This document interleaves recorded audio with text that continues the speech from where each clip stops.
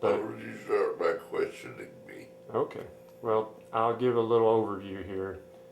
This is Granddad has decided to stop eating and drinking, and instead of continuing to film the rest of the quote unquote life story, um, we've decided to just kind of make a stream of consciousness tape before. I'm assuming that if he really goes through this, that it might not be, you might not be tapeable for very many more days.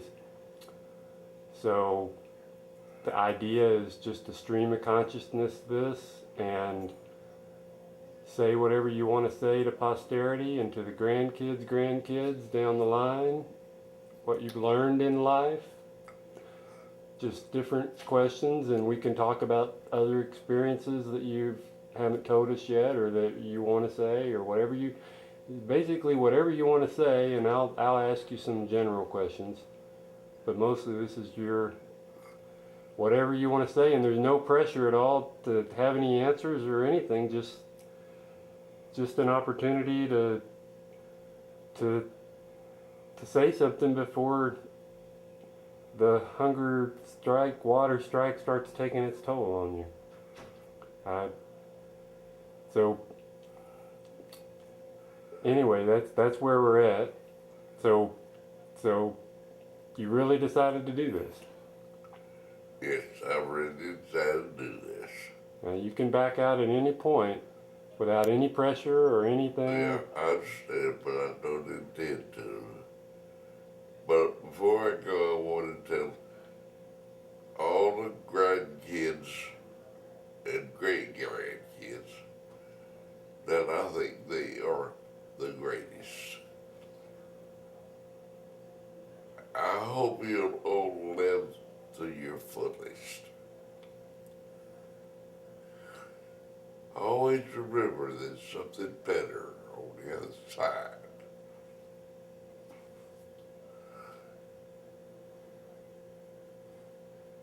And again, don't feel under any pressure to say anything in particular. Just whatever. I mean, I have decided on this because I have problems that are going to be hard to eradicate. And I think this is the best way to go about getting rid of it. and you're not, but you're not in any pain except for your hands at this point. No, I'm thinking I'm not going to take any medication or eat any food or anything like that. There's a hospice group that helps people do this. So I'm going to depend on them to walk me through it. So all of you know that I love you. Always have. Always will. And I hope to learn eventually that some way I can help you from the outside. I don't know whether he is or not, but I will. I'm going to check it out. Come back and let us know. How about that? Hey, yeah, that's a great idea. Derek? I've never been a believer in the coming back, but it might be interesting to check out. Give us a sign. How about that? Okay, can you think of something I can do that I'll remember? I have no idea.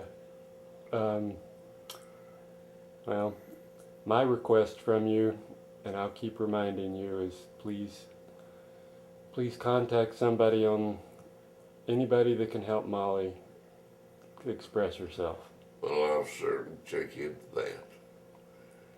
If I have anything at all left when I get over there, I'll certainly check that out. And I hope to goodness I can find something to help. The rest is in God's hands. So what do you think? What do you? I mean, again, you don't have to have the right quote unquote answer for any of these questions. I'm just going to pop them out of my head, stream of conscious. Here Stream. we go. And that's all I've been doing. Just trying to help one another. Do that throughout your life. Always help your neighbor. And that skip, that way you won't feel as bad about asking him for help. You certainly did your part in helping people. There's no doubt about that. That was probably your Well, signature. that was always a pleasure. I was always glad I was able. And in most cases I was. I think that's got to be the hardest part for you right now is the inability to do things anymore. Yeah, that's right. Very frustrating, I'm sure. I think it's simple as cracking of a con. Impossible today. So what do you think's on the other side? And again, you don't have to have the answer, or I mean, you can have no answer. No idea. I just know, I know that there's a great mass of peace and quiet. Not necessarily quiet, but the good kind, the kind where everybody's friendly. No bullshit. Everybody wants to help everybody else. That would be a great world. You're, if this does happen, you're, I would guess, just days away from seeing grandmother again, and your mother and father, and et cetera, et cetera. Carl, June, all of them. How do you feel about all that? I didn't understand what If you go through with this, you're just days away from seeing, in my opinion, seeing, and yours too, I'm sure. Oh yeah. Seeing grandmother and your mother and dad and Carl and June and I'm looking forward WR and to every one of Catherine. them. I've got 4 more friends and family over there than I've got here. It's really great to see them. Maybe you can go fishing with Carl in a few days. You betcha.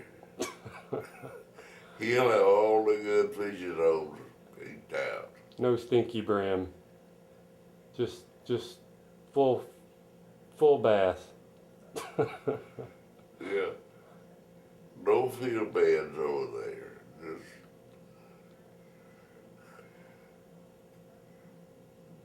Just live. It's interesting to hear you say at 90 you still have no idea. I'm sure that's the way it is with every single person that's ever lived. Of course it is. Nobody knows for sure. There may be a few fortunate people who have really been there. Certainly all the near-death experiences say they... Certainly I never have. Every single near-death experience says they can't wait to go back, so that's encouraging. Yes, it is. I'm looking forward to it. So, don't feel sorry for me. I just hope you're not in pain while you're doing it. I have no idea how that's going to be. Well, I can live with it. I had pain in my life. Can't be any worse than that first night on Iwo Jima. But that wasn't pain, that was fright. Sheer undignified fright on the first night on Iwo Jima. Ooh. So how do you feel fear-wise right now? I'm afraid of nothing, of nobody. You're not afraid of dying? No. I'm looking forward to dying. It'll be such a relief.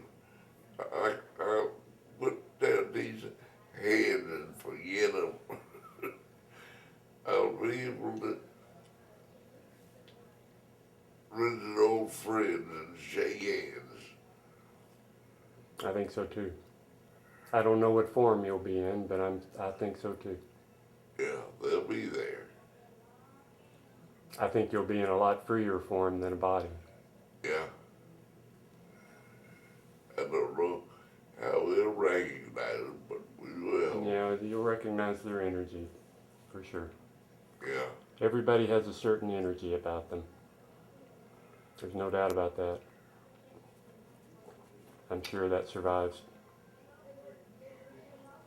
How do you feel about the idea of seeing grandmother again in a few days? She gonna nag you? Very anxious. I've often wondered if it's ever cross-border exchange. There must not be, or I believe we would have gotten together. But I'm hoping I can work out something. I'm sure she'll be appreciative about all the care you gave her for 10 years there when she meets you. Oh, what care. Well, it could have been a lot worse for her during that time. Well, she deserved it. So, what's the one thing off the top of your head above all other things that you've learned in 90 years? Stream of conscious. Top of your head, what comes to mind? What's the one most important thing that you would want to tell everybody that you've learned? Be a friend to man. I agree. That's the one thing I've learned too. Be a friend to man. You'll never hurt anybody by being a friend.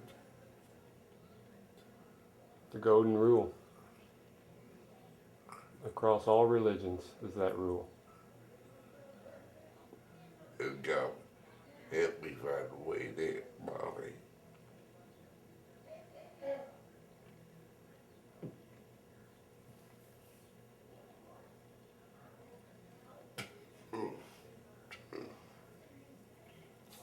If she never is able to talk more than she is now, that'll be enough. But I sure wish she could tell me how she hurts and what she thinks and what she wants. Oh boy. Somehow it's purposeful, just like grandmother's Alzheimer's was purposeful. But Do what? somehow Molly being like she is has a purpose, just like grandmother's Alzheimer's had a purpose. But sometimes it's hard to see that purpose. I agree with that.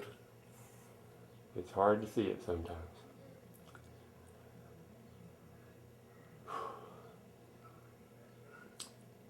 So help your fellow man is your major lesson.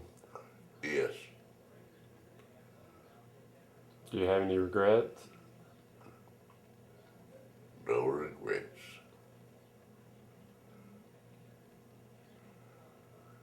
So what was, of all the days in your life, what was the day that you were the most happy, or the most happy memory in your whole life? I guess I'll have to say when I came home from the war. When you met grandmother and the kids again? Yeah. I can't imagine that, because there was a very high probability that that would never happen. So it must have been kind of amazing when it did. Well, I still think there was a purpose in that too, Randy. I agree. I came back to help Peggy through all those years of her. Yeah, that's one purpose for sure. I'm sure there were other ones in there too. Yeah, there was probably others that didn't amount to me much.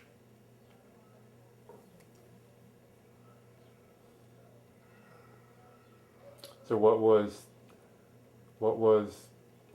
the worst day of your life besides Iwo Jima?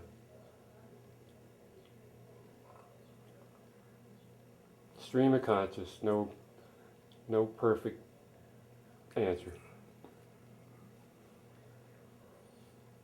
I don't know if it really was one. I don't remember it being bad days. Most of my days were happy days.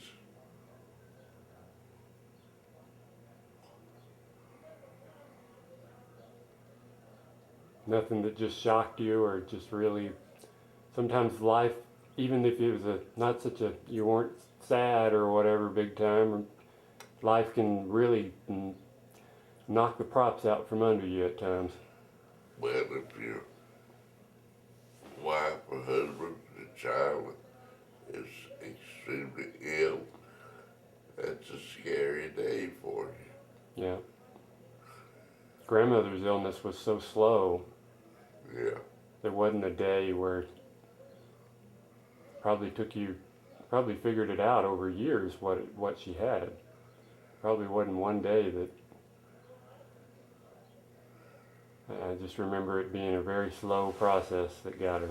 I just remember I was happy for the time we were able to go to Waxahachie and pick up her sister and sister-in-law and come back up here and go out and eat dinner.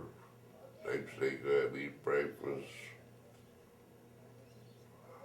Those were fun days, even though she couldn't participate too much.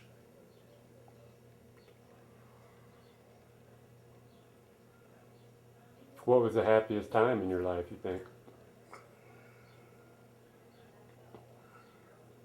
The fondest memories? Oh, I'd have to say coming back from war. Seeing, I saw you and Peggy, I mean, Lynn. It's okay. first, you were in the living room when near the fireplace. And I remember you moved your head to knees. Peggy was in the kitchen fixing the supper. And you said, Mom, Dad's here. But Shirley would have nothing to do with it. So how did Dad react? Her daddy was that picture on the fireplace. How old was she when you left? 6 months or something? I don't think she was six months old. Okay, so she'd never really seen you when you came back. And you were gone 2 years, right? Yeah, So she would have been almost 3. yeah. What did Dad do whenever you came back? Oh, it was a good feeling. Because I knew I'd make arrangements to become her friend.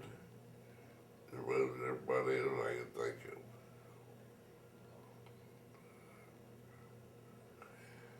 I can't remember what we had for supper.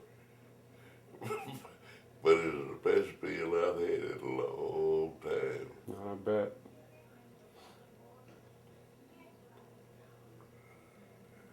Yeah, that would be a pretty amazing Or Peggy reunion. fixed it. And I was eating with 2 kids I loved dearly.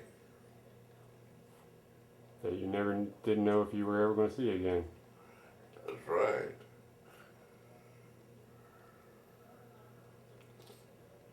So what was the best job you had? I guess I'd have to say the last one. At the Great American? Yeah, How long did you work there? a little over 20. Wow. That's a long time these days. It certainly is. But back in those days, the company had an affinity for its employees. They're not like that anymore. It's not like that anymore. That's right. Man, they'll work with you and help you expand your field. But you gotta expand it yourself today.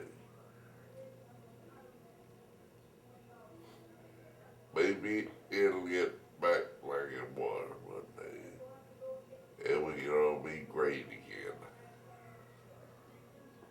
Um, I think things go in cycles, and Yeah, and I think that cycle will come back as things but come to a it's head a here. great cycle.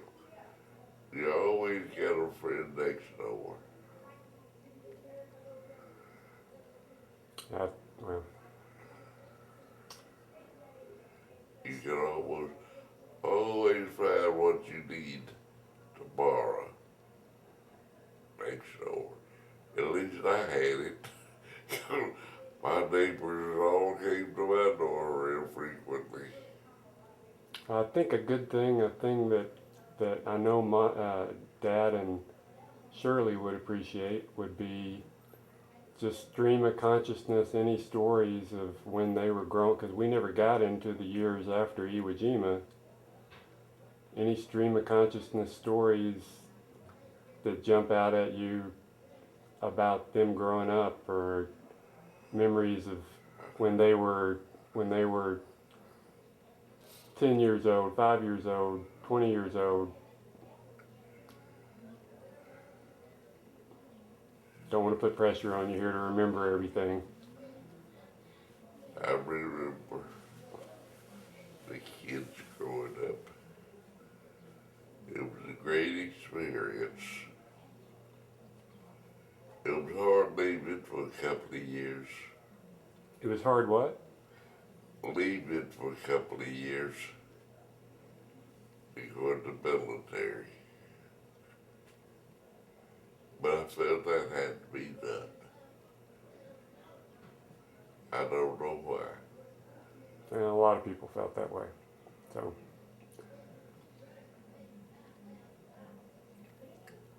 so tell me, again, tell me any stories you can think of Dad when he was growing up.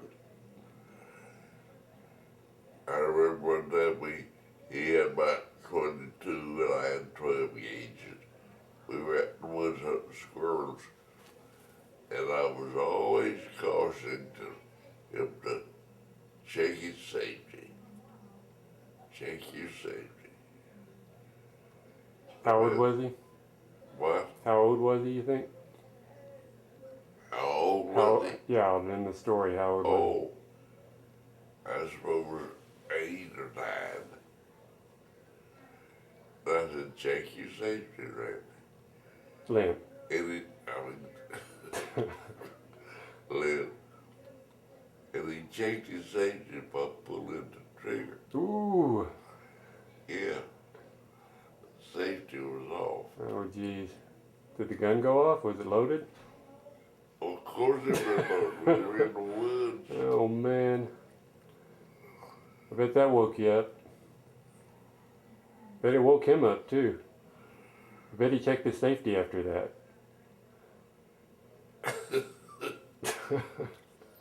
Yeah, Where did the shot go? fortunately he had it in the crook of his arm, pointing away from me. It's in the crook of his arm. If it had been on the right side, he had shot me. Wow. I jumped to the left side.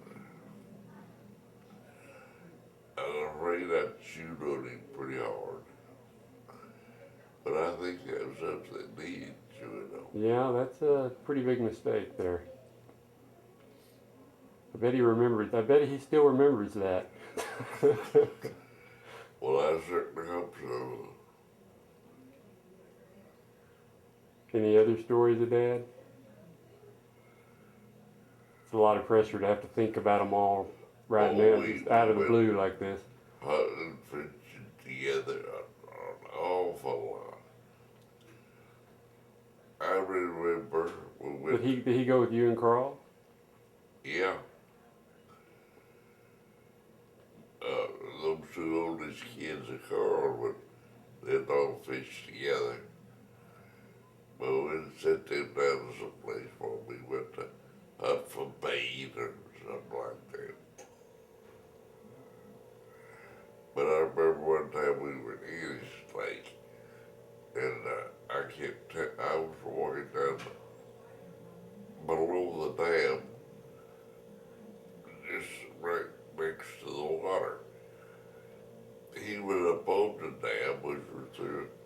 4 feet high, but he was walking in tall weeds. I kept telling him to get out from there. He run into a wasp nest. Into a what nest? Hornet nest? Wasp nest. Uh-oh. And sure enough, he did. I jumped up there. Seemed like he just took a step out 3 feet up to that ledge.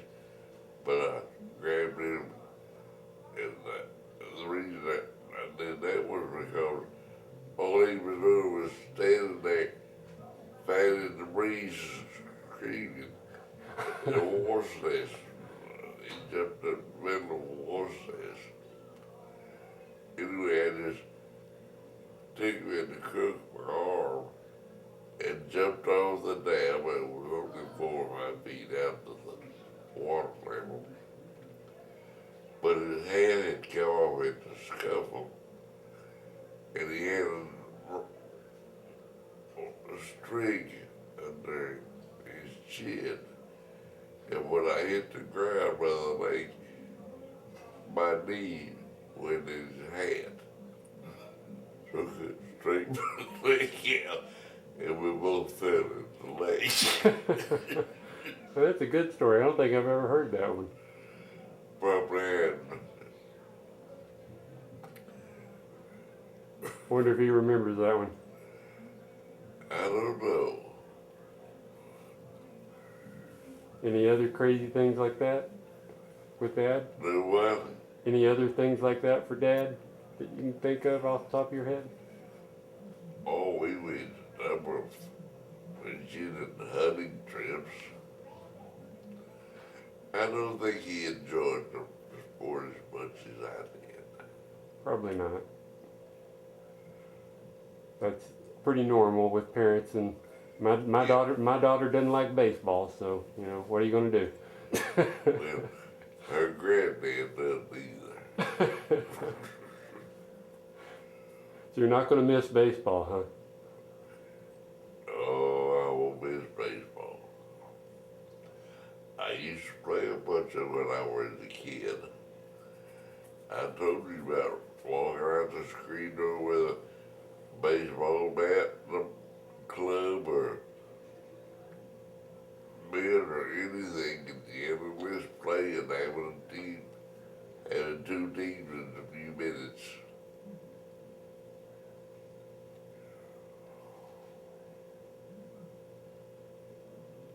How about Shirley? Anything come to mind just off the top of your head?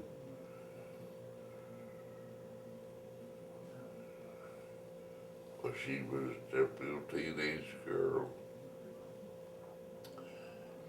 whom I loved deeply. We had a lot of. She didn't like sports so well. Well, Lynn didn't either, really. Shirley didn't much like fishing. What did Dad like to do? What did Shirley like to do? What did Daddy like to do? What did Dad and Shirley like to do when they were young? I can't remember, but Shirley, we used to go to Dublin a lot, but Lynn and Shirley both got so aggravated at Carl's kids. Those Carl's kids were so rough that they never much like to go down there. I sure remember liking to go down there. You did? Yeah, I loved it. When I was a kid, I did anyway. Yeah. That float and everything, fishing for the brim with the string Oh, tied around my yeah. hand, with the piece of the corn on the end. That was fun. Peggy had never gotten to do that. She would like that, I bet. Well, you go out White Rock and do it, Randy. Yeah, I know. It's not the same. So, give me some. Kathy, See if you can think of any stories for Shirley. for Shirley, Well, I mean, our dad, just stories of Shirley and Dad when they were young. that involved them. Yeah, Oh, I'm sure they would love to hear reminiscing stories from them. I remember taking both of them around for Halloween several times, several years.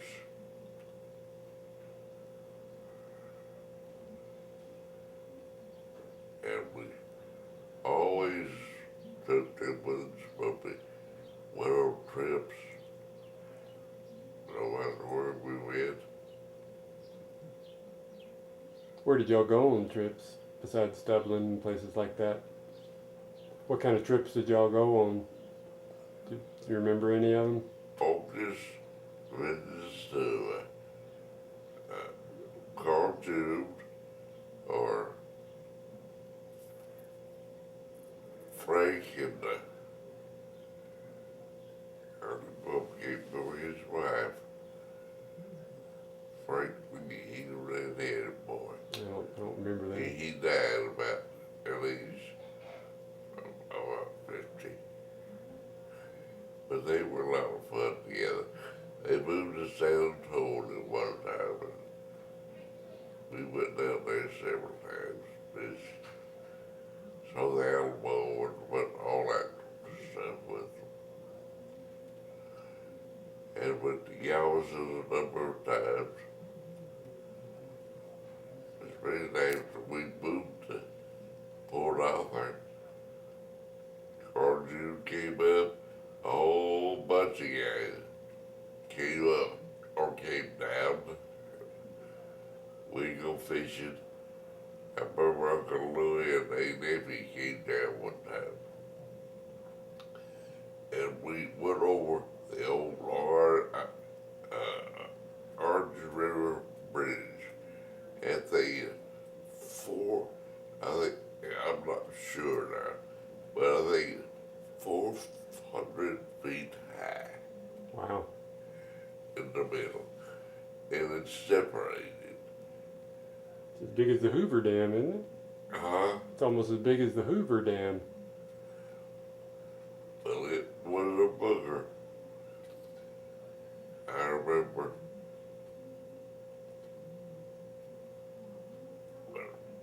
got off the theater late at night and went down there, and the fog was heavy. And man, it seemed like I stayed extended this place for 30 minutes while I get up down that bridge.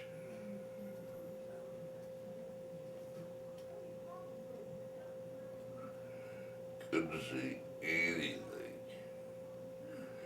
And I also remember getting home one spring night in Port Arthur when we went to that house where we lived down on across the Orange River Bridge. We had a creek or a mile rather near the house. And mosquitoes. You've always told me about the Port Arthur mosquitoes. Number more mosquitoes. Or no, yeah, these were mosquitoes, not flies. Nana had company that day. And they'd been in and out of the house 1,000 times. And every time they went in or out, a bunch of mosquitoes went in. And about the time it's ready, we start home. Peggy calls and brings some spray, mosquito spray. I got home and there was blood spots all over every wall in the house. The kids had run in and out so fast, all three of them. Every time you went in or out, several mosquitoes came with you. And they just feed on the kids and then sit on the wall and Somebody kill them on the wall and put a big blood spot on yeah. them. We had blood spots all over that house. When did you first get air conditioning? Do you remember? I bet that was a big deal. When did we first get it? When did you? Where were you living when you Oh. first got air conditioning? That would have been after the war, right? Yeah. Probably in the 50s, I'm guessing. I can remember we had the air conditioner on one big 12 one unit, no, a big 2-ton window unit in the dining room window in a house for a time. Always sure didn't help. I bet. I remember Mamaw's big unit in the window. Yeah. Well, this was a real air conditioner. We had several what we call swamp coolers. Made them ourselves. But with my frame and get a strainer. How long did y'all live in Port Arthur? Oh, about 2.5 years. How old were the kids? How old was I then? Yeah. Well, the war was over, and I'd been down there and worked for about 2.5 years. What'd you do in Port Arthur? Why did you all go there? I ran a drive-in theater Oh, there too. I didn't know that. and a drive-in theater environment. Is that what you came back to Dallas to do too? That you came back Yeah, to? I came back into one right near here. So you basically, until you got into the Great American, you were in theater pretty much your whole career, weren't you? Yeah, a great deal. That's interesting. Why did you finally get out of it and start working at Great American? Seems like that'd be a lot better job than, or a lot simpler job than being a superintendent of all the bad things that go wrong with the building. That would be a job. But you say you like that job the best. It had its interesting things. Oh, not saying it's not interesting. It just would be. I mean, I couldn't do a job like that. That's for sure. But I was managing the little Capitol Theater.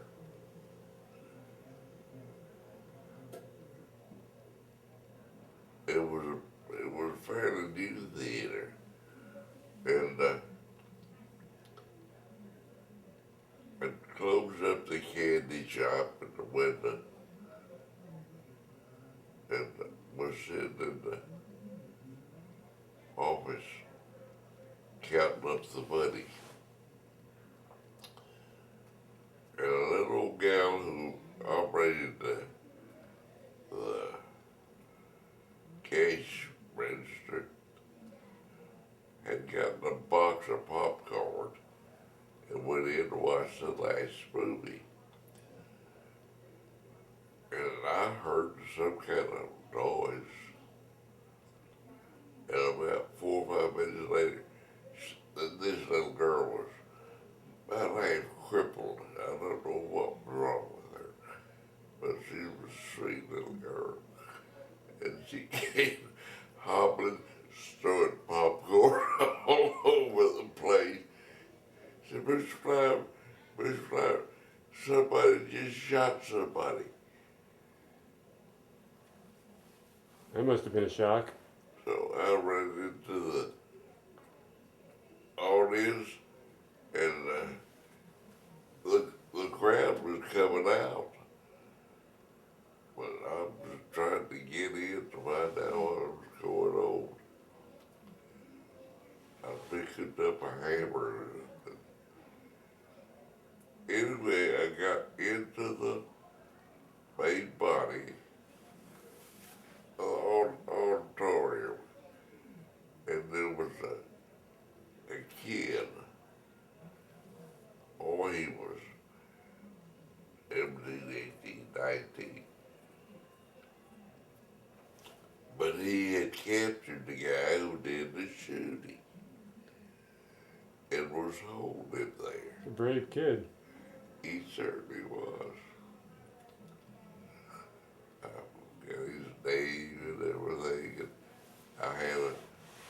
You still have a gun? And the thing, well, he had taken the gun away from the guy that had it. But that guy had leaned over the seat, one rope, and put a 45 to the back of the head of the guy in the second and third row. Wow. It seems that, number one, the guy with the gun Another reason for no gun. had been going out with the same gal. But she was out with number two tonight. Uh-oh. Bet she never went out with number one again. I tell we never went to the movie again. Yeah, I bet. I sure did appreciate that kid captured him. And we had to take him in the office and send him down and call the cops.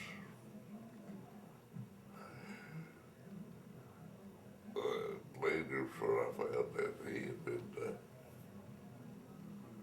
going out with both girls one at a time. And found the second one found out about it. So what was your, speaking of shocking moments, what was your most shocking day of your whole life? What day you remember, or event where you remember just really shocked you? For me, it would be the towers coming down on 9/11. So far, at least. I remember that when they pulled off there. I was out in the prairie one Sunday morning early, and a bunch of geese came over. They were out of range, but I shot anyway. I led the first one about 30 or 40 feet, and the back one, which was a good 100 yards from the front one, fell. I hit him with one pellet and broke a wing. Wow. It was his time. Anyway, he fell, and I ran out to close to where he would hit the beach out where he'd land. And when he did land, I usually don't start running. But he just bowed his neck in that good wing and stood there ready for me. I stopped about 20 yards away and shot him in the head.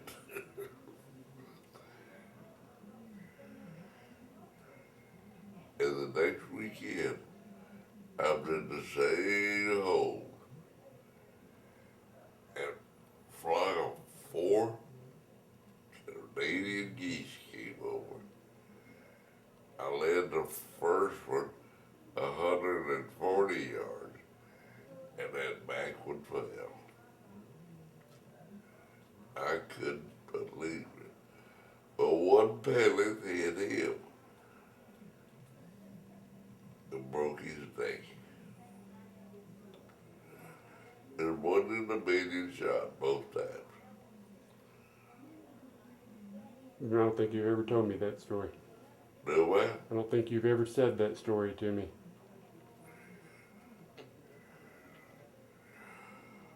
Oh, I killed a lot of ducks and geese down there. Can only imagine how many mosquitoes were in the hole down there with you. They had a lot of dove. In Port Arthur? Yeah.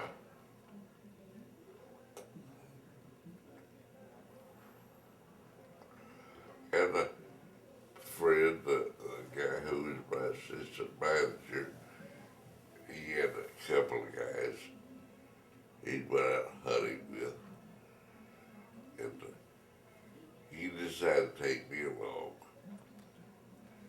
On night shooting, we were after squirrel rabbits.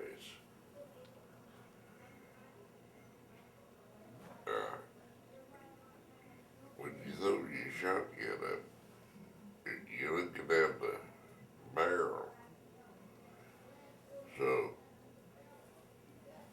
hens getting leaned over a little bit.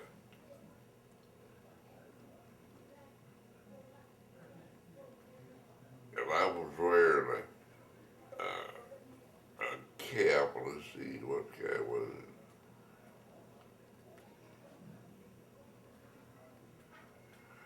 Oh, it had a big, it had a big bell on it. And not then, bell was turned to the back. In the front was a lamp, real bright light. Well, I put that thing on my head and we took off.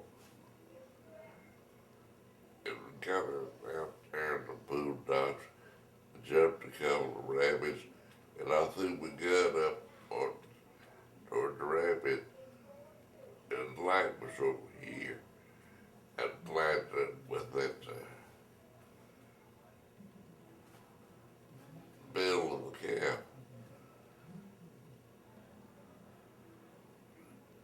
So I had to turn it way around, so when I'm looking down this way, I'm looking down the true axis of the cap and the where the line is.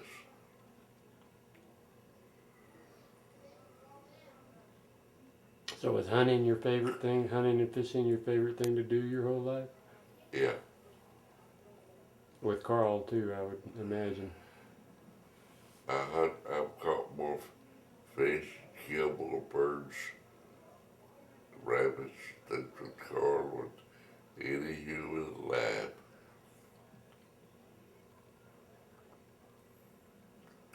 Sure, you've missed him since he died. Yeah, well, Yeah, I mean, we went down there a lot when I was a I kid. got old too.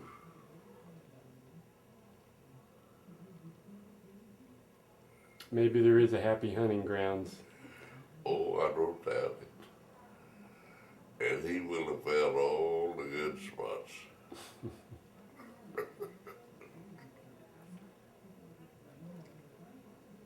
And I'm sure that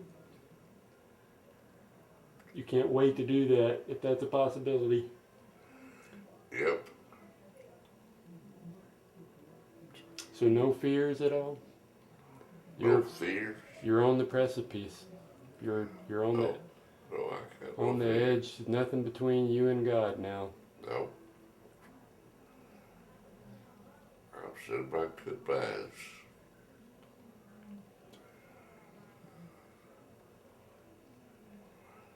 Shirley was crying when I left.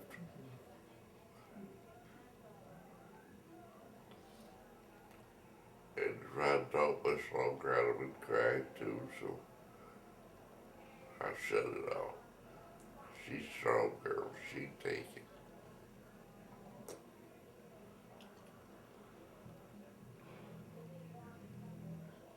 I don't know what they're going to give you, but I hope they take any pain away. If as that comes, I'm sure that there'll be a few days of unpleasantness.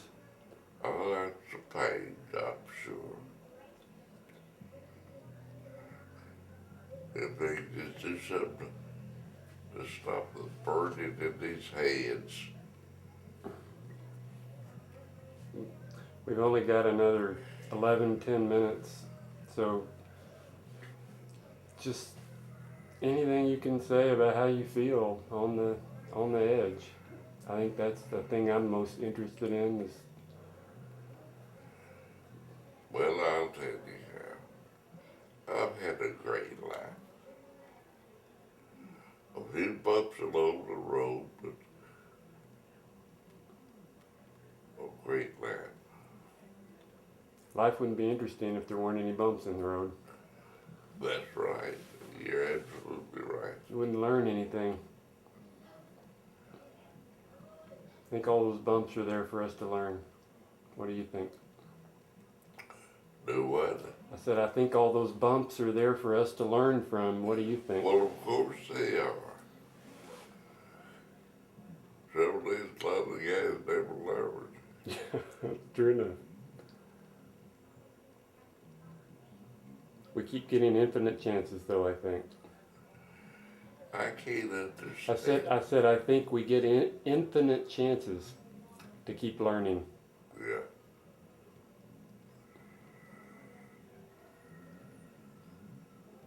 And no idea what to expect in oh, a week from now. you take what you get.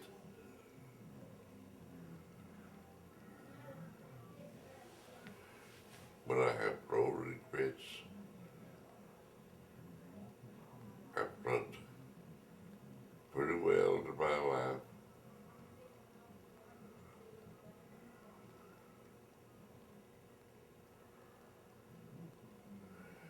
Of course, I had a lot of help from Peg. She was a good helper, that's for sure. She worked hard. She sure did. I don't remember her ever not working until they all both sat down for the night anyway. Yeah, Y'all, until she got sick. until she got sick, of course. But before that, she was a little dynamo. And always, pretty much always in a good mood. She'd nag you some, but she was in a good mood pretty much all the time. She had a smile Yeah, most of the time. yeah, that's what Shirley told Fowler and Planner after Peggy and Dad. Asked us what we misspoke. And Shirley said she was, her mother was always smiling. Yeah. Mamaw, I remember not smiling all the time, but grandmother smiled a lot. And she did. Well, grandmother had a real problem. I know. You're going to get to see the real grandmother in a few days. Yeah, The one without the estrogen problem or whatever it well, was she she'll had. be well now. Yeah. She'll be all right. I'm sure she'll appreciate all those years you helped her too. You helped them tremendously during while he was sick and she was sick too. I know. Grandmother went up there, gosh, every day for years when both Mamaws were sick. Yeah, Seems like y'all went through a period of 10 or 15 years there where just about all y'all did was go to nursing homes, help people. that's right. And at one point we had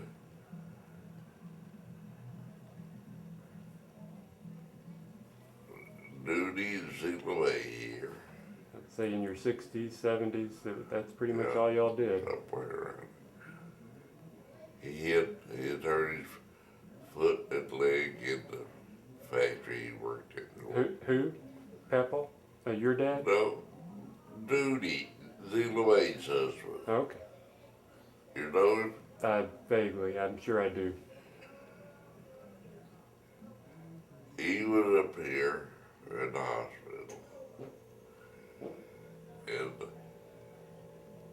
Bill Beatty got the lung cancer. Doctor didn't know what it was. We sent him up here. He was in the hospital. So Ruthie was up here too. All, well, both the guys were in the hospital.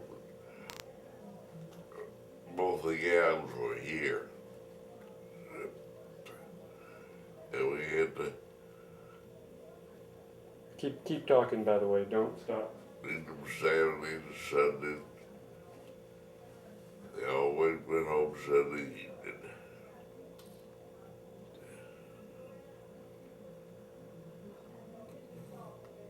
So, what were you saying about duty?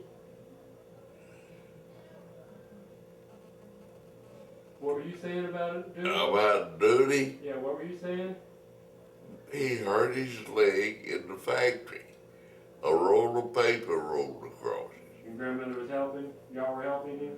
He was in the hospital up here, and his wife Zila stayed with us. Oh, okay. And then Bill Beatty got sick, and both wives were here. Probably Lucille was living with And you we then had, too. yeah, we had to take everybody out to eat on Saturday morning, Saturday noon or Saturday. It usually went Saturday noon, oh, morning. And then I cooked dinner Saturday night. And Ruthie always made the gravy. And she could make me so that bad I could absolutely pinch her head off.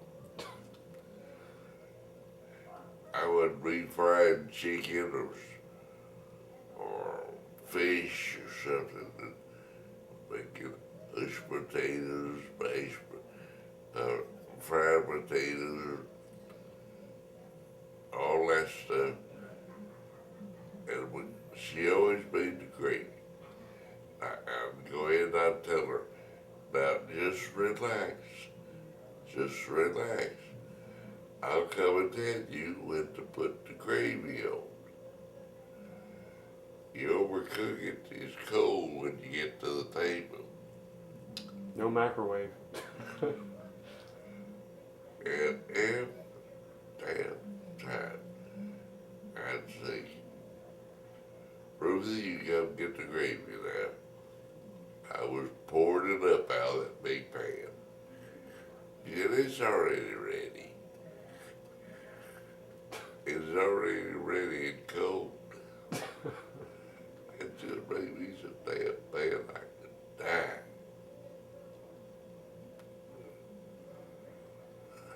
And there was something up on the kind of dish. It was real good and it was made right.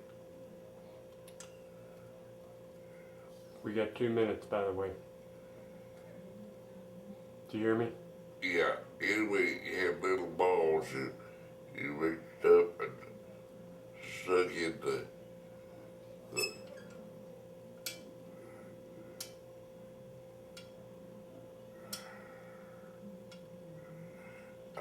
I forget, stuck in rice around the bowl or something.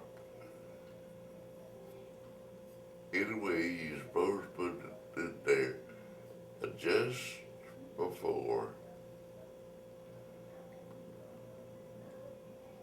at a certain time.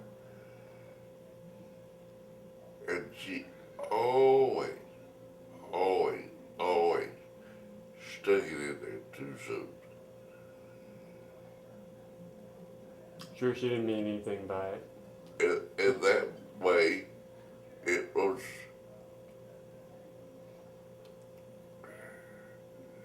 I don't know how it was done, but the dough, oh, I know, we had little crumbs up. Granddad, I'm gonna stop you. You got 1 minute left. Anything you want to say in the last minute, goodbyes or whatever, if this is the final time I tape you? I just want to say I've had a great laugh. I appreciate every minute of it. And I hope there's a few people who will remember me.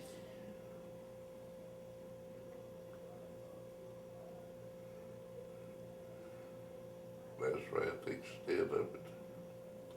Well, this may or may not be the last time we tape you. Again, you may change your mind in a few days. Yeah, I could. It's your prerogative to do that, And that's there's for sure. possibility.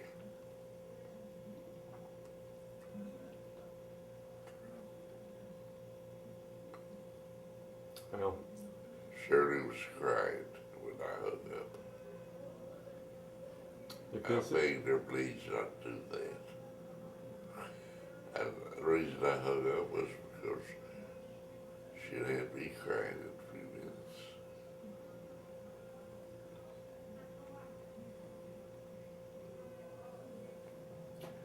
well, we'll see what happens here. Yep.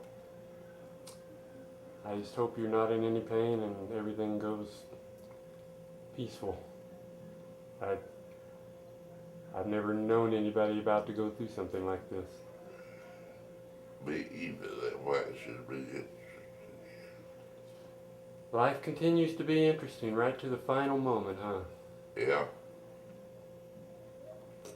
If there's anything true about this life, it's certainly interesting. And a mystery. Okay, well that's it. Say goodbye. Well, Bye-bye. I love you all. That's it.